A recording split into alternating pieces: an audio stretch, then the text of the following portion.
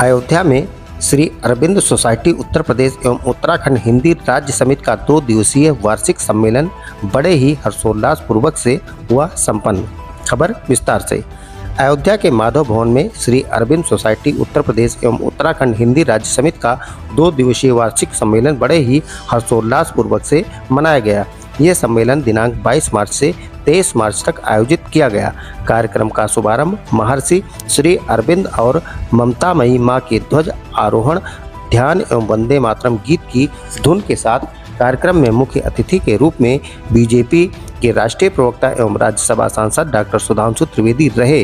कार्यक्रम का संचालन डॉक्टर दिनेश दिव्यम एवं डॉक्टर असीम त्रिपाठी द्वारा किया गया। कार्यक्रम में मुख्य रूप से सनातन धर्म एवं प्रभु श्री राम जी के आदर्शों एवं महर्षि श्री अरविंद जी के आदर्शों एवं योग के बारे में प्रकाश डाला गया। सभी अतिथियों का स्वागत श्री अरविंद सोसाइटी अयोध्या केंद्र के चेयरमैन डॉक्टर मीनू दुबे द्वारा किया गया। सम्मेलन में प्राचार्य professor Danpati Tiwari, professor doctor Asim Tripathi, professor Manvendra Pratap Singh, महापौर गिरीशपति त्रिपाठी, डॉक्टर सुधांशु त्रिवेदी, प्रोफेसर अमूल्य कुमार सिंह, प्रोफेसर आशीष प्रताप सिंह, प्रोफेसर डॉक्टर प्रणय कुमार त्रिपाठी एवं अन्य सनातनियों ने सनातन धर्म एवं श्री राम जी के आदर्शों के साथ महर्षि श्री अरविंद जी के जीवन पर प्रकाश डाला।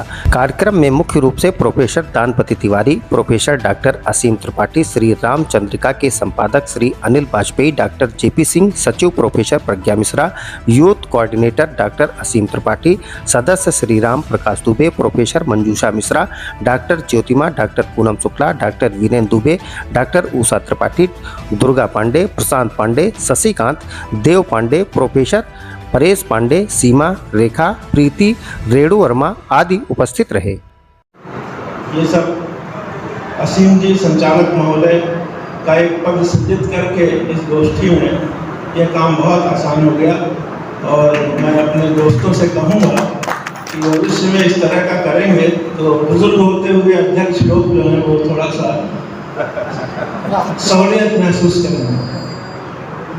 आइए आप अवतार की बात के साथ अपने जो हमारे कर्तव्य हैं उनको हम पूरा करें, मानव मात्र की भलाई के लिए हम काम करें और वास्तव में जो मानवता का पाठ पढ़ाया था हमारे महर्षि अरविंद ने, उसको फॉलो करते हुए, उसको मानते हुए हम अपने लक्ष्य को पूरा करें।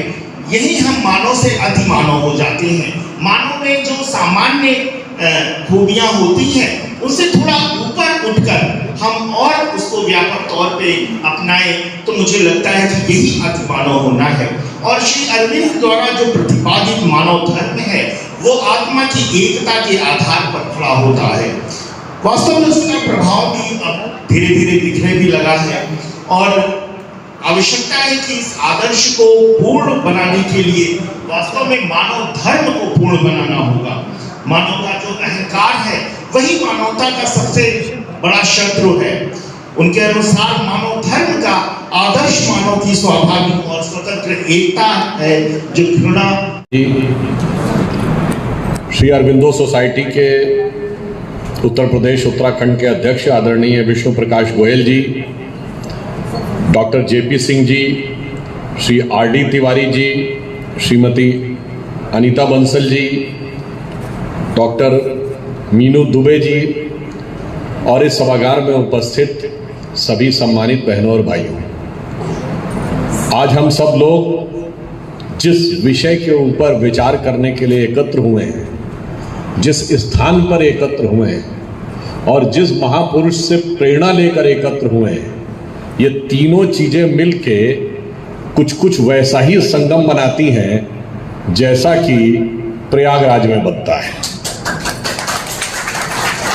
यानी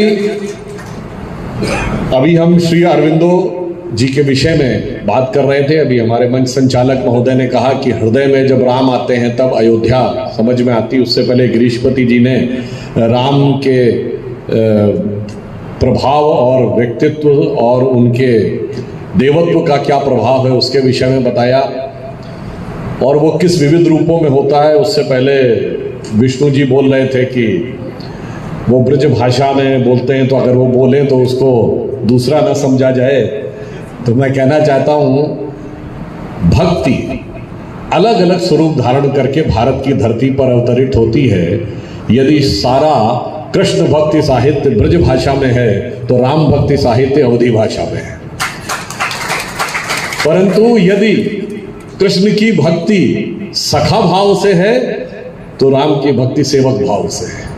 तुलसी के साहित्य में सेवक भाव की प्रधानता दिखेगी तो सूर के साहित्य में सखा भाव की प्रधानता दिखेगी, मगर दोनों अंततः आपको किस विराट का दर्शन कराते हैं कि माता यशोदा जी को भी जब भगवान कृष्ण ने मुंह खोला तो सारा ब्रह्मांड दिखा था, और जब माँ कौशल्या के सम्मुख उत्पन्न हुए थे भगवान राम तो उनमें भी सारा ब्रह्मांड दिखा था, अर्थात दोनों ही एक दिशा में ले जाते हैं। परंतु कभी कभी क्या होता है, जो गिरीशपति जी भी कह रहे थे, लोगों को समझ में नहीं आता है, क्योंकि समझने के लिए एक लेवल अलग चाहिए। जो उस भजन में जो हम सब गाते हैं ना, भय प्रकट कृपाला दीन दयाला, तो उसमें एक लाइन है ना, ब्रह्मांड निकाया निर्मित माया रोम रोम प्रतिवेद कहे सो मम उर्वासी जग उपहासी सुनत धीर मत थिर न रहे। यानी वो कहते हैं जिनके रोम रोम से अगणित ब्रह्मांड बनते, ब्रह्मांड निकाया निर्मित माया, कितनी माया बनती है, रोम रोम प्रतिवेद कहे, जिनके रोम रोम से बनती है वेद बताते हैं, वो मेरे उर में यानी मेरे गर्भ में आकर स्थापित हो गए। ये किसी के समझ में नहीं आता। सुनत धीर मति थिर न रहे, बड़े बड़े विद्वानों की मति हिल जाती है। इसीलिए जो केवल बुद्धि के आधार पर समझने का प्रयास करते हैं उनकी बुद्धि हिली ही रहेगी। जब अनुभूति के मार्ग के ऊपर आएंगे। मुझे जंगल का राज्य दे दिया है। तो कौशल्या जी ने कहा कि ये बताओ, तुम्हारे पिता ने कहा है कि माता कैकेयी ने कहा है? तो अगर पिता ने कहा हो तो मैं कहती हूँ कि तुम वनवास मत जाओ, क्योंकि पिता से माँ का रोल बड़ा होता है, और मैं कहती हूँ कि तुम वनवास मत जाओ। लेकिन अगर तुम्हारी माता ने कहा है कि तुम्हें वनवास जाना है तो तुम्हारे लिए 7 अवध के समान, अयोध्या की 100 गुना ज़्यादा तुम्हारे लिए जंगल तुम्हारे लिए काम में है, तुम अभी जंगल चले जाओ। तो वह चरित्र की जो महनीयता है, जो हमारे सनातन धर्म की ही नहीं पूरे विश्व की संस्कृति के पूरे विश्व की मानवता की एक धरोहर है, उस चरित्र की महनीयता की जितनी भी संभावनाएं हो सकती हैं, मानवता अपनी विसंगतियों से ऊपर उठकर अपने चरित्र के माध्यम से जिन भी उच्चतर मूल्यों को प्रदर्शित कर सकती है। यदि मानवीय संभावनाओं के अंदर ढूंढा जाएगा, वैसे तो इस धरती पर अन्य भी चरित्र हुए हैं, लेकिन मानवीय संभावनाओं के अंदर ढूंढा जाएगा तो हर बार वह दृष्टि आकर भगवान राम पर टिकती है। और उन मानवीय संभावनाओं के अंतर्गत रहते हुए व्यक्ति अपनी विसंगतियों के बावजूद किस तरह से अपने को अभिव्यक्त कर सकता है, किस तरह से अपनी मानवीय गरिमा का संचालन कर सकता है, यदि कहीं देखना होगा तो वह भगवान राम में देखना होगा।